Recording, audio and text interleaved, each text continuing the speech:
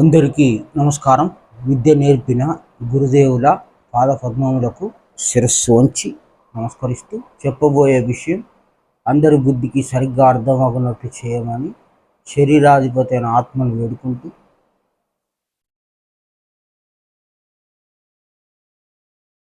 ఇంతకుముందు మనం కర్మ సిద్ధాంతం గురించి చెప్పుకున్నాము. మీ తల వెంట్రుకలన్నీ లెక్కింపబడి ఉన్నాయి కనుక భయపడకూడి అనే కర్మ సిద్ధాంతం, గుణ సిద్ధాంతం గురించి కొంత మనం పరిచయం చేసుకున్నాము. ఈ కర్మ సిద్ధాంతం, గుణ సిద్ధాంతం ఈ రెండు చాలా లోతైన విషయాలు. వీటిని మనం చెప్పుకున్నంత సమయం కాకుండా ఇంకా ఎక్కువ సమయం పరిశోధన చేసి తెలుసుకోవాలి. ఉన్న జీవితమే, నిర్ణయించబడిన జీవితమే మనం అనుభవిస్తున్నాం. ఇందులో ఏది కోరినా అది ఉన్నదే కోరుకుంటావు. నీ మూటలో, నీ నెత్తి మీద ఉన్న పాపం ఏదైతే ఉందో, నువ్వు తెచ్చుకున్న పాపం ఏదైతే ఉందో ఆ పాపాన్ని కోరుకొని తింటున్నావు అంతే. నీ కోరిక కూడా నీ మూటలో ఉన్నదే తినాలని. నీకు నిర్ణయించబడిందానే నువ్వు కోరుకుంటున్నావు, నీకు నిర్ణయించబడనిది నువ్వు కోరుకోవట్లేదు. ఇది రహస్యం. నీకు ఏదైతే నిర్ణయించబడిందో అది నువ్వు కోరుకుంటున్నావు. నీకు నిర్ణయించబడనిది నువ్వు కోరుకోవట్లేదు. కాబట్టి నిర్ణయించబడిందే నువ్వు కోరుకొని అది సాధించి నువ్వు తిని, ఇది నేను సాధించాను, ఇది నేను కోరుకోవడం వల్ల వచ్చింది అని భ్రమింపబడుతున్నావు నిరంతరం. సరే, కొన్ని కోరుకున్నాము కానీ అవి దక్కలేదు. కొన్ని కోరుకున్నాము కానీ దక్కలేదు. కానీ అవి ఎప్పుడు దక్కుతాయి అంటే మరు జన్మకు, అంటే రాబోయే జన్మకు దక్కుతాయి. కోరిక ఈ జన్మ అయితే తీరేది వచ్చే జన్మ. ఒకవేళ ఈ జన్మలో కోరుకొని ఈ జన్మలో తీరింది అంటే అది ఖచ్చితంగా నీకు దక్కేదాన్ని, నీకు నిర్ణయించబడిన దాన్ని కోరుకున్నావు. నిర్ణయించబడింది నువ్వు కోరుకుంటే, ఒకవేళ ఆ కోరిక కలిగితే అది నీకు ఈ జన్మ తీరదు, మరు జన్మకు తీరుతుంది. ఇందుకొరకే తపస్సులు చేస్తుంటారు. తపస్సు అంటే పెద్ద కోరిక. వాడు ఒకే కోరికని ఎక్కువ సార్లు తప్పించటం చేత అది తపస్సు అంటాం. అది తప్పించి అది మరు జన్మకు పొందుతాడు. ఎందుకంటే ఆ జన్మలో లేదు కాబట్టి దాని కొరకు వాడు తప్పిస్తాడు. ఆ జన్మలో లేని దాన్ని వచ్చే జన్మలో పొందుతాడు. కానీ నువ్వు పొందేది నువ్వు అనుకున్న ఒక కోరిక. ఏదైతే ఒక కోరుకుందో ఆ కోరికని మరు జన్మలో తీరుతుంది. ఈ విధంగా ఈ గుణాలు ఏదైతే ఉన్నాయో అందులో ఆశ అనే గుణం ఏదైతే ఉందో, ఈ ఆశ అనేది అందరికీ చాలా చురుకుగా, ముందుగా పనిచేస్తుంది. ఇది చాలా ప్రమాదకరమైన గుణం. ఏది? ఆశ. ఆశ ఉన్నా లేకున్నా నీకు నిర్ణయించబడిందే నువ్వు తింటావు. కాబట్టి ఆశ పడనక్కర్లేదు అనేది గురువు మాట. నువ్వు ఆశ పడ్డా నీ పాపం నువ్వే తినాలి, ఆశ పడకపోయినా నీది నువ్వే తినాలి. నువ్వు ఆశ పడ్డావని నీకు కొత్తగా రాదు, ఆశ పడలేదని ఉన్నది లేకుండా పోదు. నువ్వు ఆశ పడ్డావని ఉన్నది లేకుండా పోదు, నువ్వు ఆశ పడ్డావని కొత్తగా నీ దగ్గరికి వచ్చేది ఏది లేదు. కాబట్టి జ్ఞాని అయిన వాడు తన జీవితాన్ని, తీర్పు తీర్చబడిన జీవితం ఒకటి ఉంది అని గమనించి, మళ్ళీ మనకు తీర్పు తీర్చే రోజు ఒకటి ఉంది. ఆ రోజు ఏంటిది? మరణానంతరం, చనిపోయిన తర్వాత. ఇప్పుడు ఏదైతే మనకు నిర్ణయించబడిన జీవితం తెలియకుండా గడుపుతామో, ఆ తెలియకుండా గడిపే దాంట్లో పాపము మరియు పుణ్యము రెండు తగులుకుంటాయి. తగులుకునే దాన్ని అగామి కర్మ, సంపాదించుకునే కర్మ అంటాం. కర్మ అంటే పాప పుణ్యాల లెక్కాచారం. ఈ రెండు అంటించుకుంటాం. ఇది అంటకుండా తిరిగేవాడు జ్ఞాని. ఎట్లా జ్ఞాని అవుతాడు అంటే కర్మ సిద్ధాంతం తెలుసుకుంటే జ్ఞాని అవుతాడు. ఆశ పడ్డా పడకపోయినా మనకు వచ్చేదే వస్తుంది, ఈ గుణాలతో సంబంధం లేదు, మన మూట మనకి రెడీగా ఉంది అనేది మనకు అర్థమైంది అనుకో, వాడు ఈ గుణాల యొక్క తీవ్రత నుంచి, గుణాల యొక్క ప్రభావం నుంచి తప్పించుకొని వాడు ఉన్నదే నేను తింటున్నా, నాకు నిర్ణయించబడిందే నేను గడుపుతున్నా అనుకున్నప్పుడు వాడు పాపంలో చిక్కుబడే అవకాశం లేదు. ఎందుకంటే వాడి కర్మ సిద్ధాంతం తెలుసు కాబట్టి. ఎందుకు? కర్మ వలన ఇది వస్తుంది, కర్మ వలన ఇది జరుగుతుంది, కర్మ వలన ఇదంతా కొనసాగుతుందని వాడు కర్మ మీద దృష్టి పెట్టుకుంటాడు కాబట్టి మనకి పాపము అంటదు. కర్మ సిద్ధాంతం తెలుసుకుంటే కర్మ వలన ఇది జరిగింది అని అనుకుంటే అప్పుడు పాపము అంటదు. కర్మ వలన జరిగింది అని తెలుసుకోగలిగితే పాపం అంటదు. లేదు, కర్మ తెలుసుకోకుండా నా వల్లే జరిగింది అని అనుకుంటే ఖచ్చితంగా కర్మ అంటుకుంటుంది. కాబట్టి కర్మ సిద్ధాంతం తెలిసిన వాళ్ళకి, కర్మ పరిపాలన విధానం తెలిసిన వాళ్ళకి, తెలియని వాళ్ళకి ఏంటయ్యా వ్యత్యాసం అంటే, కర్మ సిద్ధాంతం కర్మ పరిపాలన, గుణ సిద్ధాంతం గుణ పరిపాలన తెలిసిన వాడు వచ్చే పాపము అంటించుకోడు. ఆ పాపానికి వీనికి సంబంధం లేకుండా బతుకుతాడు జ్ఞాని కాబట్టి. ఏం జ్ఞాని? కర్మ సిద్ధాంతం తెలిసిన జ్ఞాని, గుణ సిద్ధాంతం తెలిసిన జ్ఞాని. ఇదొక లాభం ఉంది ఎవరికి? ఎవరైతే దేవుని వాక్యము మత్తయి సువార్త 10వ అధ్యాయం 30వ వచనం సంపూర్ణంగా తెలుసుకుంటారో వాళ్ళు పాపం అంటకుండా తిరుగుతారు. వాళ్ళు మాత్రమే. ఎందుకంటే ఆ జ్ఞానం వాళ్ళకు వస్తుంది, ఆ జ్ఞానంతో వాళ్ళు జీవితాన్ని చూసుకుంటారు, నడుచుకుంటారు కాబట్టి. సరే, నిర్ణయించబడిందే వస్తుంది కాబట్టి కొత్తగా అడిగేది లేదు, కొత్తగా వెతికేది లేదు. ఇప్పుడు మనం మత్తయి సువార్త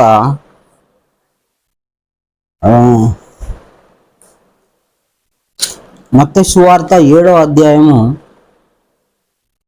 7వ వచనం, అడుగుడి మీకు ఇయ్యబడును, వెతకుడి మీకు దొరుకును, తట్టుడి మీకు తీయబడును, అడుగు ప్రతివాడును పొందును, వెతుకువానికి దొరుకును, తట్టువానికి తీయబడును. ఇంకొక మాట ఉన్నది, ఆ మాట మళ్ళీ మనం తెలుసుకుందాము. ముందైతే ఈ 3 విషయాల గురించి మాట్లాడుకుందాం. మత్తయి సువార్త 7వ అధ్యాయం 7వ వచనం. ఓకే, అడుగుడి మీకు ఇవ్వబడును. ఈ మాట పట్టుకొని క్రైస్తవ పాస్టర్లు, సమాజం ఫ్రిడ్జి, కూలరి, కుక్కరి, పెళ్లి చేయి, పిల్లల్ని ఇవన్నీ అడుగుతున్నారు. ఇవన్నీ అడిగినా అడగకపోయినా నిర్ణయించబడిన జీవితంలో ఆ మూటలో నుంచే తింటారు. మూటలో ఉన్నదే వీళ్ళు తింటారు. కాబట్టి కొత్తగా అడుగుడి అంటే నువ్వు అడిగినంత మాత్రాన సంఘంలో ఎవరికి ఏది లభించట్లేదు, ఉన్నదే వస్తుంది. ఒకటి చర్చికి వెళ్ళి మోకాళ్ళ ప్రార్థన చేసో లేదా ఇంకోటో ఉపవాసం ఉండో వాడు నాకు ఉద్యోగం కావాలి అని ప్రార్థిస్తే వానికి ఉద్యోగం వచ్చింది అనుకో, వాడు వచ్చేదాన్నే కోరుకుంటాడు. వాడికి తెలియదు ఆ విషయం, పాస్టర్కి తెలియదు. కానీ దేవుడు ఇచ్చాడు నాకు ఉద్యోగం, ఇట్లా చేయటం వల్ల ఇట్లా వచ్చింది అని వాళ్ళు భ్రమ చెంది ఉన్నారు. అడగటం వలన ప్రపంచ కోరికలు దేవుడు తీర్చడు. నిర్ణయించబడింది నీకు వస్తుంది. ఎట్లా వస్తుంది? నువ్వు ఎట్లనో ఒకట్లు వస్తుంది. మా ఫ్రెండ్ ఉన్నాడు, వాడికి ఈ దేవుడి విషయాలు చాలా రోజుల నుంచి చెప్తున్నా, వాడు ఒక మాల వేసుకున్నాడు. ఏం మాల? ఆంజనేయ స్వామి మాల వేసుకున్నాడు. అరే ఎందుకురా ఇది పొద్దున్న నుంచి సాయంత్రం దాకా, ఏంది హింస నీకు, ఏంది నీకు ఈ బాధ, దీనివల్ల ఏం లాభం లేదు, హింస తప్ప. ఆ పొద్దున్నే లేచి ఆ నీళ్లు చలి పెడతా ఉంటాయి, వాటితో స్నానం చేసి చెప్పులు లేకుండా తిరిగి ఏంది నీ బాధ ఏంది, ఇదంతా కరెక్ట్ కాదు, ఇదంతా హింసనే అని జ్ఞానం ప్రకారం మీకు ఉన్నదే వస్తుంది, అంతకు మించి ఏం రాదు అని చెప్పి వాడు ఆ మాల తీసేసిన తర్వాత వానికి గవర్నమెంట్ సొమ్ము ఒక 30,000 వచ్చింది. మాల ఎప్పుడైతే తీసేసిండో అప్పుడు వానికి మేలు జరిగింది. అంటే ఈ 40 రోజులు నేను ఉండటం చేత ఇది నాకు జరిగిందని వాడు ఫిక్స్ అయిపోయాడు. వాడిని బాగు చేయటం మనంతో కాలే. ఎందుకంటే వానికి ఆ పద్ధతి తర్వాత వానికి డబ్బులు వచ్చినాయి. ఇప్పుడు అలాంటిదే ఇది కూడా. ఏది దేవుని దగ్గరకు వచ్చి నాకు ఉద్యోగాలు కావాలని, డబ్బులు కావాలని, ఇదంతా నిర్ణయించబడిన దాన్నే మనం కోరుకుంటాము. ఆ నిర్ణయించబడింది దొరికేదానికంటే ముందు ఇట్లాంటివన్నీ మనం చేస్తుంటాం. ఆ అయ్యప్ప మాలనో, లేకపోతే ఆంజనేయ స్వామి మాలనో, కనకదుర్గమ్మ మాలనో, లేదా ఈ చర్చిలోకి వెళ్ళి పాస్టర్లతో ప్రార్థనలో ఏదో ఒకటి చేస్తుంటాం. నిర్ణయించబడిందే వస్తుంది. ఒక సంఘంలోకి వెళ్తే ఒక వ్యక్తి సాక్ష్యం చెప్తుంటాడు, నేను ఈ యేసుక్రీస్తుని నమ్ముకున్నాక నాకు ₹1,00,00,000 లాభం వచ్చింది. నువ్వు నమ్ముకోకుండా లాభం వస్తుంది. ఎందుకు? నీకు నిర్ణయించబడిందే. మరి అదే సంఘంలో అందరు నమ్ముకున్నా ఎందుకు రావట్లేదు అంటే, ఎవడి కర్మ ఎవడి మూట వానికే ఉంటుంది. నువ్వు నమ్మకాలతో పని లేదు. కర్మ నిర్ణయించబడింది కనుక ఏది నీకు రాసి పెట్టుంటే అదే వస్తుంది. ఇక్కడ అడుగుడి, వెతుకుడి, తట్టుడి అన్నాడు. కాబట్టి మేము అడుగుతున్నాం, మేము తడుతున్నాం, మేము వెతుకుతున్నాం, మాకు దొరికింది అని సాక్ష్యాలు చెప్తున్నారు. ఆ సాక్ష్యాలన్నీ పూర్తి అబద్ధము, సత్యం కాదు. ఎందుకు? ముందే నిర్ణయించావు కదా తండ్రి, ముందే చెప్పావు వాక్యము, పరిపాలన విధానం ఉంది, దాని ప్రకారమే వచ్చింది. మళ్ళా ఏం అడగాలి అంటే మళ్ళా ప్రపంచ కోరికలే అడుగుతాము. ఆ కోరిక కూడా అడిగితే నువ్వు కొత్తగా మళ్ళీ అడిగినందుకే వచ్చినట్లయితే నువ్వు చెప్పిన ఈ కర్మ సిద్ధాంతం, ఈ తల వెంట్రుకలు లెక్కింపబడి ఉన్నాయి అనేది అబద్ధం కదా అని మనం దేవుని అడగొచ్చు. దేవుడు కూడా ఎప్పుడు కూడా మాట తప్పేవాడు కాదు. అది బైబిల్ కానీ, భగవద్గీత కానీ, ఖురాన్లో కానీ పర్ఫెక్ట్గా రాసి పెట్టబడి ఉంది. మనకు అర్థం అవ్వటంలో లోపాలు ఉన్నాయి. సరే, ఇప్పుడు ఏ వ్యక్తి అయినా దేవుని పేరిటనో ఇంకొకటో అడుగుతున్నాడు, వాడు నాకేదో వచ్చింది అని దేవుడే ఇచ్చాడని భ్రమింపబడుతున్నాడు. కానీ ఇక్కడ ఈ మాట అడుగుడి మీకు ఇవ్వబడును అంటే ఏం అడగాలి అంటే, ఆల్రెడీ నిర్ణయించబడిన జీవితం ఉంది కదా, దీన్ని కొట్టివేయడానికి, దీన్ని లేకుండా చేయడానికి, ఈ నిర్ణయించబడిన దాన్ని పోగొట్టుకోవడానికి ఏమి అవకాశం ఉందో అది నువ్వు అడగాల. తండ్రి, నాకు ఆల్రెడీ నిర్ణయించబడింది. ఆ నిర్ణయించబడిన జీవితంలో అప్పులున్నాయి, బాధలు ఉన్నాయి, కన్నీళ్ళు ఉన్నాయి, కష్టాలు ఉన్నాయి, క్యాన్సర్ ఉంది, రకరకాల రోగాలు ఉన్నాయి, రకరకాల బాధలు ఉన్నాయి. ఇది జరుగుతూ ఉంది, నాకు తెలుస్తూ ఉంది, ఇది నిర్ణయించబడిందని నాకు తెలుసు. కానీ ఇది పోగొట్టడానికి నీ దగ్గర ఏం మందు ఉంది, ఏమి ఆధారం ఉంది, అది నాకు ఇవ్వమని అడగాలి. ఉన్నది నిర్ణయించబడిన దాన్ని లేకుండా చేయడానికి అడగాలి. ఏం అడగాలి? దేవుణ్ణి ఏం అడగాలి? నాకు ఏదైతే నిర్ణయించబడిందో అది లేకుండా పోవాలి. అప్పుడు ఏమన్నాడు?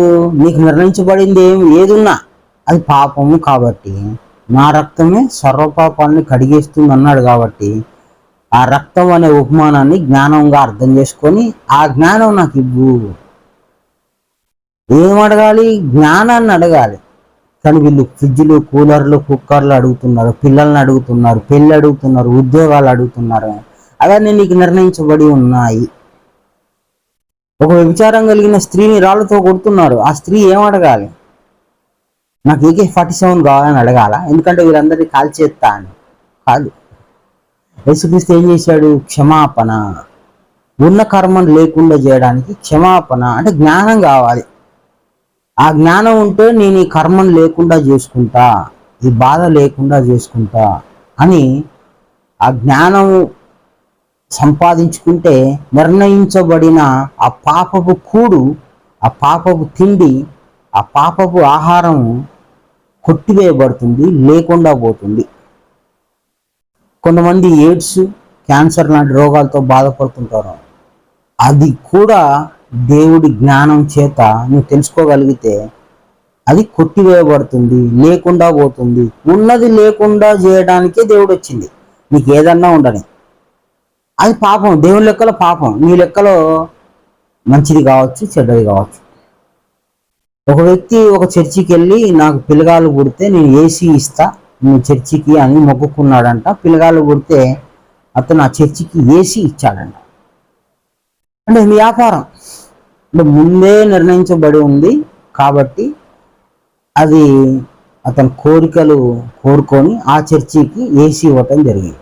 అంటే ఫలానా చర్చిలోకి వెళ్ళి కోరికలు కోరితే పిల్లగాళ్ళు పుడితే ఆ చర్చికి ఏసీ ఇవ్వాలి అనేది ఆ చర్చి అక్కడ అభివృద్ధి చెంది అక్కడ అదొక రకంగా తయారవుతుంది. ఇట్లా అజ్ఞానం చేత పాస్టర్లు మనుషులు అందరూ ఏది దేవుణ్ణి అడగాలో ఏది దేవుణ్ణి అడగకూడదు తెలుసుకోకుండా ఇష్టానుసారంగా కోరికలు కోరుతున్నారు. నువ్వు కొన్ని రోజులు ఓపిక పడితే నీకు తెలియకుండా ఆ సమయానికి అది జరిగిపోద్ది. ఇంతకుముందే మనం చెప్పుకున్నాం, ఒకడు ఏదో కానిస్టేబుల్ ఉద్యోగం రాశాడు. ఆ ఉద్యోగానికి అన్ని రకాల పరీక్షలు అయిపోయింది, ఇంకా ఉద్యోగం రిజల్ట్ రావాలి. ఈలోపే వీడు ఖాళీ సమయం ఉంది కాబట్టి అటు ఇటు తిరుగుతూ ఒక చిలక జోస్యం వాడి దగ్గరికి పోయి అదే నాకు ఉద్యోగం వస్తుందా అని అడిగితే వాడు పాజిటివ్ మాట్లాడాలి కాబట్టి వస్తుంది, నీకు ఖచ్చితంగా వస్తుంది, నువ్వు మంచిగా ఉంటావు ద్వారా అట్లుంటావు అది ఇది అని మంచి మాటలు చెప్పి ఉద్యోగం వస్తే నాకు బట్టలు పెట్టు అది ఇది అని చెప్పి వాడు మనిషిని కాసేపు సంతోషంగా ఉంచడానికి 4 మాటలు మాట్లాడాడు.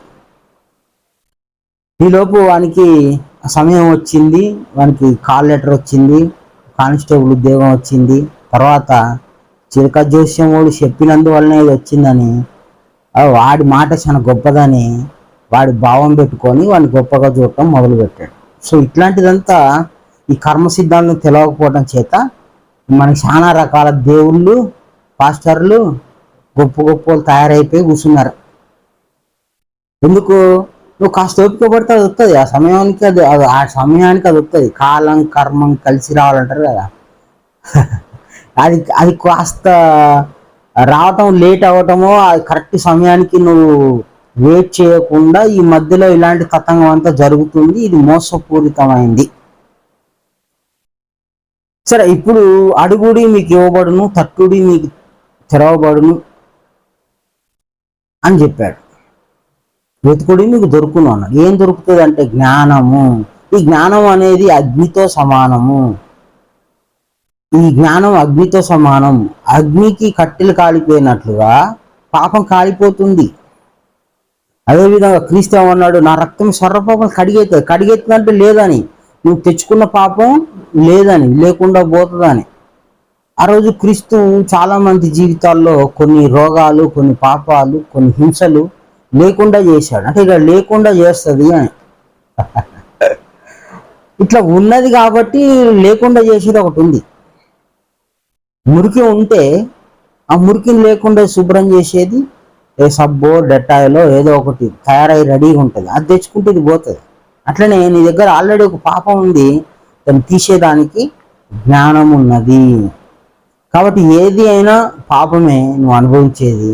ఆ పాపాన్ని లేకుండా పోతే అప్పుడు దేవుడి జ్ఞానం నీ దగ్గర ఉన్నట్లు. తలనొప్పి పాపం, జ్వరం, దగ్గు, రోగాలు, బాధలు, అప్పుల బాధలు, హింస, చెడ్డ మాటలు, చెడ్డదారి ఎన్ని చూసుకున్నా పాపం కిందకే వస్తుంది. మంచి మాట, మంచి నడవడిక, మంచి కార్లు, బంగళాలు అన్నీ కూడా అదొక రకమైన పాపము. ఇదొక రకమైన పాపం అయితే అదొక రకమైన పాపం. పాపం ఏదైనా కూడా దేవుడి జ్ఞానంతో లేకుండా పోతుంది. నువ్వు కోటీశ్వరుడు అయినా ఒకవేళ దేవుడి జ్ఞానం తెలుసుకుంటే పోవాల్సిందే. ఎందుకు? ఆ కోట్లు కూడా నీకు కర్మలు రాసి ఉంటాయి. ఉన్నోడు లేనోడు అని ఇక్కడ జ్ఞానం చూడదు, అది మొత్తం కడిగేస్తుంది. మంచిని చెడుని పాప పుణ్యాన్ని రెండింటిని లేకుండా చేసేటువంటిది యేసు క్రీస్తు జ్ఞానము. పుణ్యము కానీ ఇటు పాపము కానీ రెండూ లేకుండా చేస్తుంది. నేను బాగా మంచిగా ఉండేవాడిని, దేవుడి జ్ఞానం తెలుసుకున్నాక నాకు కలిగింది కూడా కొన్ని పోతున్నాయి అంటే పోతాయి. అదే జ్ఞానం యొక్క విలువ. అది ఉన్నది లేకుండా పోవటానికే జ్ఞానం. నాకు ఉన్నది ఉండాలి, కష్టాలు మాత్రం పోవాలి అంటే జ్ఞానం అలా ఎప్పుడు చెయ్యదు. అగ్ని నువ్వు పచ్చి కట్టెలేసినా ఎండి కట్టెలేసినా అగ్ని పని ఏంది, కాల్చుకుంటూ పోవటమే. అట్లనే దేవుడి జ్ఞానం అంటే ఏంది, నీ పాపమైనా పుణ్యమైన రెండు లేకుండా పోతాయి. రెండు లేకుండా పోతేనే అది జ్ఞానము అంటాం. కానీ మనకున్న సుఖాలు పోవద్దు, కష్టాలు మాత్రమే పోవాలనుకుంటారు. కానీ దేవుడి జ్ఞానం అట్లా పనిచేయదు. సుఖాలు దుఃఖాలు రెండు కాలిపోతాయి. దేవుడి యొక్క జ్ఞానం విలువ ఏంటంటే సుఖాలు దుఃఖాలు రెండు కాలిపోతాయి. ముందుగా ఈ రెండింటికి నిర్ణయం తీసుకొని తెగించి రెండు కాలిపోవాలి, రెండు లేకుండా పోవాలి. అట్లా అంతా లేకుండా పోయినప్పుడే మనకి మోక్షం వస్తుందని, పాపం లేకుండా పోయిన వాడికే మోక్షం అర్హత ఉంటుందని, ఉన్న పాపము సుఖ రూపంలో దుఃఖ రూపంలో, ధనవంతుడి రూపంలో పేద రూపంలో, ఇట్లా రెండు రకాలుగా ఉంది అని గ్రహించుకొని దేవుడి జ్ఞానాన్ని తెలుసుకోవాలి. ఉన్నది కోటీశ్వరుడైనా అది లేకుండా పోవాలి, నువ్వు పేదవాడివైనా అది లేకుండా పోవాలి, నువ్వు రోగివైనా ఆరోగ్యవంతుడు అయినా నీ కర్మలో నిర్ణయించబడింది. కర్మ ఏదైనా సరే దేవుడి జ్ఞానం చేత లేకుండా పోతుంది. కాబట్టి నువ్వు దేవుడి జ్ఞానము ఇట్లా పనిచేస్తుంది అని నువ్వు గ్రహించుకోవాలి. నీకు మంచి జీవితం గడిపేది ఉందనుకో, ఒక 5 సంవత్సరాలు ఉదాహరణకు మంచిగా జీవితం, మంచి సుఖ జీవితం 5 సంవత్సరాలు గడిపేది ఉంది. కానీ నువ్వు జ్ఞానం తెలుసుకున్న తర్వాత జ్ఞానం ప్రకారం నడుచుకుంటే ఆ జీవితం నువ్వు అనుభవించకుండా నీకు కొట్టివేయబడుతుంది, తుడిచివేయబడుతుంది, కాల్చివేయబడుతుంది. కొందరు భయపడతారు, ఎందుకంటే దేవుడి జ్ఞానం తెలుసుకుంటే నాకు సుఖాలు పోతాయి అని. అందుకే నిర్ణయం తీసుకోవాలి. ఈ మార్గం ఇరుకు మార్గం అర్థం చేసుకోవాలంటేనే మనకి కొంత ఇబ్బందికరంగా ఉంటుంది. అయినా సరే సత్యం సత్యంగానే చెప్పాలి, దాన్ని దాచి చెప్పొద్దు. కాబట్టి మీరు పుణ్యం ఉన్నా పాపం ఉన్నా, మీరు ఏ స్థితిలో ఉన్నా ఆ స్థితిని కాల్చేది దేవుని జ్ఞానం. నువ్వు ఏ స్థితిలో ఉన్నా ఆ స్థితిని కాల్చేస్తుంది. నువ్వు ఏ స్థితిలో, ఉన్నత స్థితి ఉండు, దీన స్థితి ఉండు, అవమాన స్థితి ఉండు, మంచి స్థితి ఉండు, దాన్ని కాల్చేయడానికే జ్ఞానం ఉన్నది. జ్ఞానం యొక్క స్థితి అది. కాబట్టి మోక్షం పొందాలి లేదా దేవుడి జ్ఞానం ఇట్లా పనిచేస్తుంది అని నిర్ణయం ఖచ్చితంగా తీసుకొని నిర్ణయించుకొని తెగించి మనం దేవుడి జ్ఞానాన్ని ఆహ్వానించాలి. లేదు కొన్ని చెబితే సహించరు. ఎందుకు ఇప్పుడు చెప్పాం కదా, అది పుణ్యం ఉన్నా కూడా అది కాలిపోద్ది దేవుడి జ్ఞానం అని చెప్తే భయపడిపోతారు. వామ్మో నువ్వు పుణ్యం లేకుండా సుఖం లేకుండా నేను ఎట్లా బతకాలి. పాపం వరకైతే ఓకే, అంతవరకు తీసిస్తే సరిపోతుంది. కానీ ఆ పుణ్యం లేకుండా పోతే ఎట్లా అనేది మనిషికి ఉండే సంశయము. కానీ జ్ఞానం తెలుసుకోవడం చేత బాగా దేవుడి జ్ఞానం అర్థమైతే మనము దేవుడి జ్ఞానాన్ని ఆహ్వానిస్తాము. ఎందుకు మోక్ష మార్గం వ్యక్తితో కూడా తెలుసుకోగలిగితే ఇహలోక జీవితం కేవలం ఒక ఆట మాత్రమే అని ఖురాన్లో చెప్పబడింది. పాపపుణ్యాల అనుభవం మాత్రమే ఇహలోక జీవితం.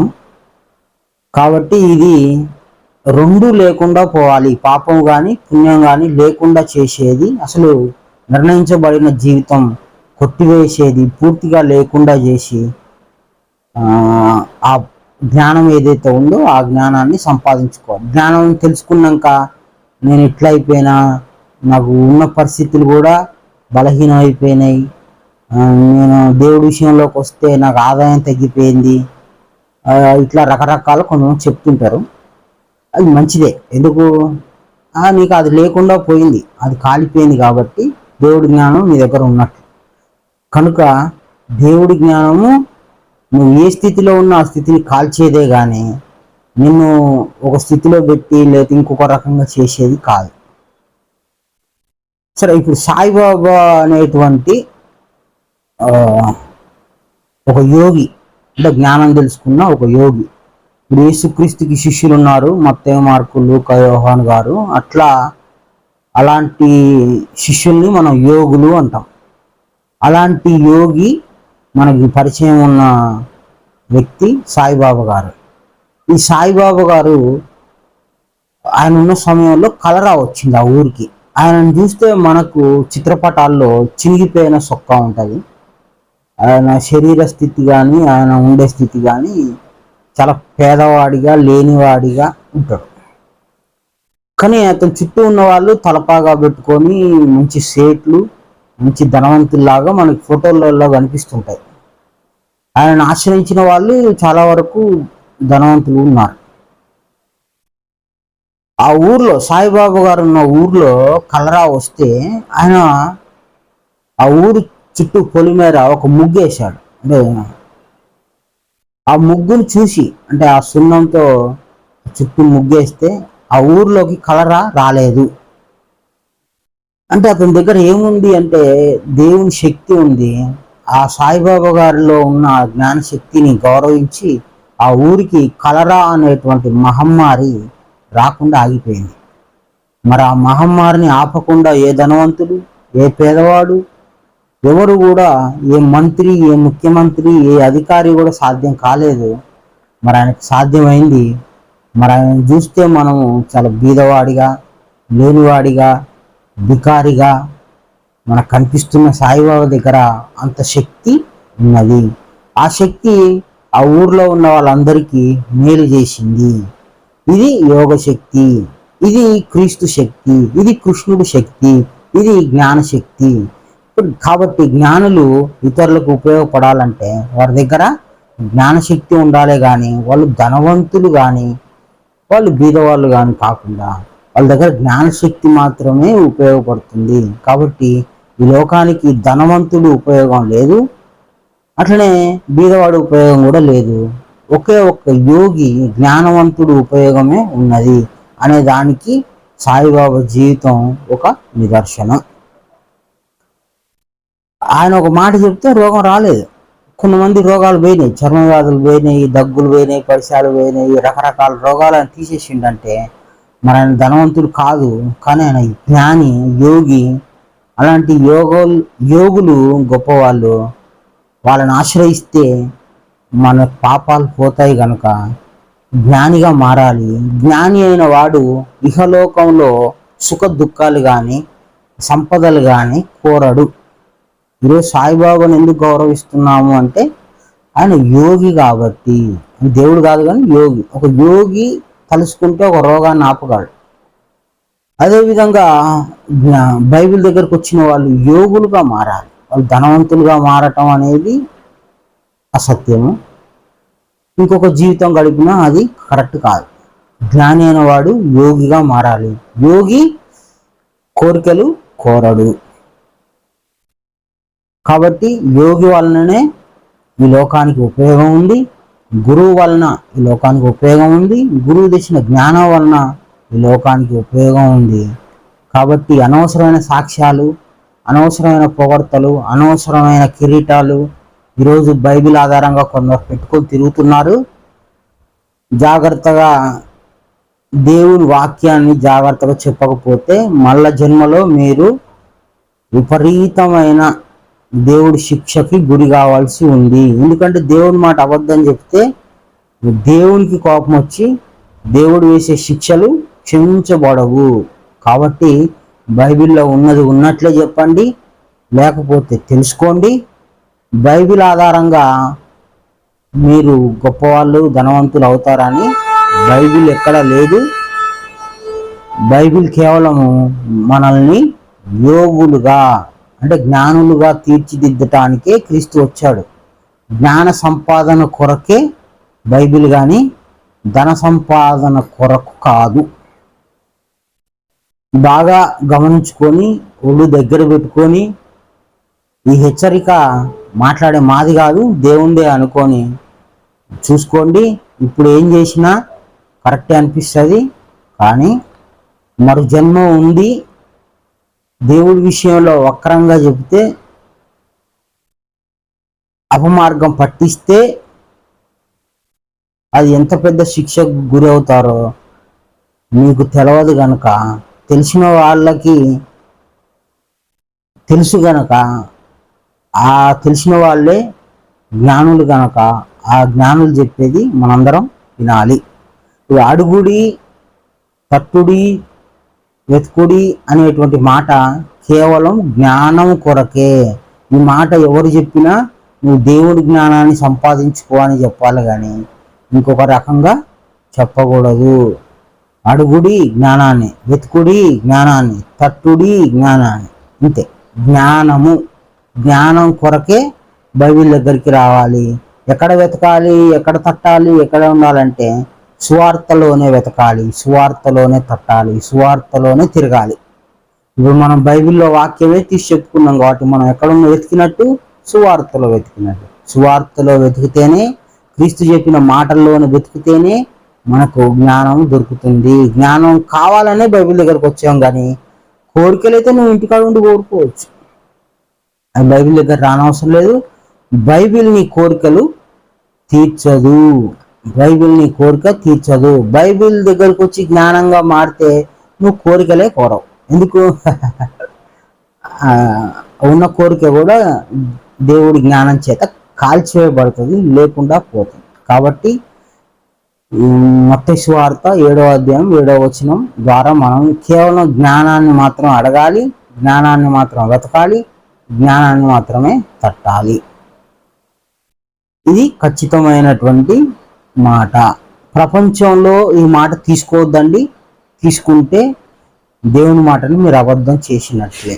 ప్రపంచ విషయంలో ఈ మాట తీసుకుంటే మీరు అబద్ధికులుగా, ఆ మాట చెప్తే అబద్ధ బోధకులుగా అవుతారు. కాబట్టి దేవుడి విషయాలు మాత్రమే వెతకండి, తట్టండి, దేవుడి విషయాల కొరకే ఉండండి. ఎందుకంటే ఆల్రెడీ నీకు నిర్ణయించబడింది, ఇంకా నువ్వు దాని కొరకు మళ్ళీ అడగాల్సిన పని లేదు.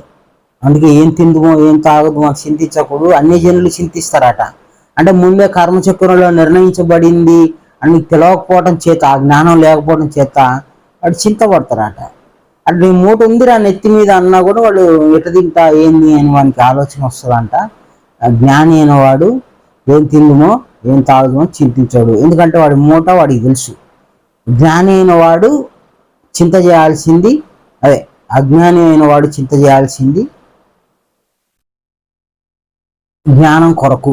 జ్ఞాని అయిన వాడు చింతించాడు, అజ్ఞానికి చింత ఉంటుంది. చింత అంటే ఏందో అజ్ఞానం అని, ఏందో నా పరిస్థితి ఏందో, రేపెట్లా, ఎల్లుండెట్లా అనేది.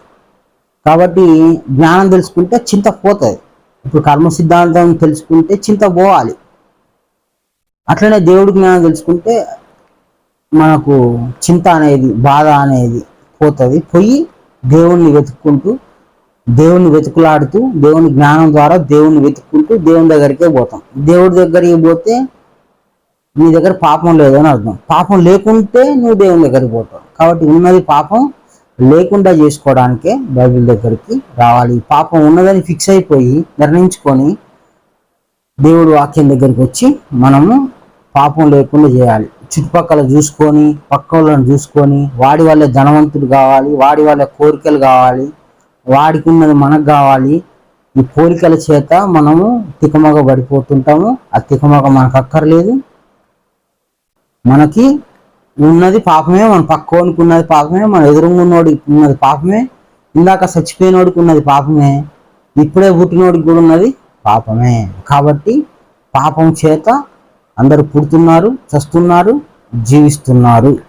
ఇది ఒకటి తెలుసుకుంటే మనకు ఈ పోలికలు, ఎదుటోళ్ళతో పోలిక చేసుకునే విధానం పోతుంది. అందరూ జ్ఞానం సంపాదించుకొని మోక్షం పొందాలని కోరుకుంటూ అందరికీ నమస్కారం. గురు సమర్పణ.